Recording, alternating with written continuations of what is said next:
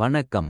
100 நாள் வேலைவாய்ப்பு திட்டத்தில் அண்ணல் காந்தியடிகளின் பெயரை நீக்கிய மத்திய பாஜக அரசு மற்றும் அதற்கு துணை போகும் அதிமுகவை கண்டித்து தமிழகம் முழுவதும் மதசார்பற்ற முற்போக்கு கூட்டணி கட்சிகள் சார்பில் மாபெரும் கண்டன ஆர்ப்பாட்டம் நடைபெற்றது.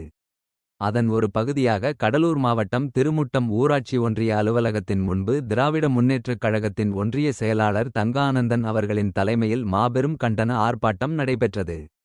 ஆர்ப்பாட்டத்தில் காங்கிரஸ் கட்சியின் மாவட்ட தலைவர் NV செந்தில்நாதன், வீரவேல், தமிழக வாழ்வுரிமை கட்சி தமிழரசன், தோழர் பட்டுசாமி, திமுக நகர செயலாளர் B செல்வகுமார், முன்னாள் சட்டமன்ற உறுப்பினர் நாசர், தங்க கிருஷ்ணமூர்த்தி, சுப்பிரமணியன், தர்மகர்ணன், B சதீஷ்குமார், விடுதலை சிறுத்தைகள் கட்சி ஒன்றிய செயலாளர் ரவி, திமுக சாமிநாதன், காங்கிரஸ் பாஸ்கர், சிவப்பிரகாஷ், விடுதலை சிறுத்தைகள் கட்சி ரஜினி, வெய், கபிலன், தானிவேல், வீரபாண்டியன் மற்றும் ஆயிரக்கணக்கான பொதுமக்கள், கூட்டணி கட்சி தோழர்கள் பலர் கலந்து கொண்டனர்.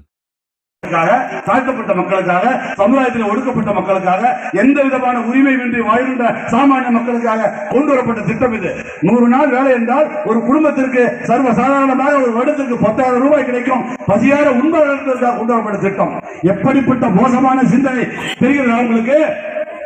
எப்படிப்பட்ட மோசமான சிந்தனை இது? உனக்கு கிடைக்கின்ற பணம், உனக்கு பணம் கொடுக்கணும்னு சொல்றாரு.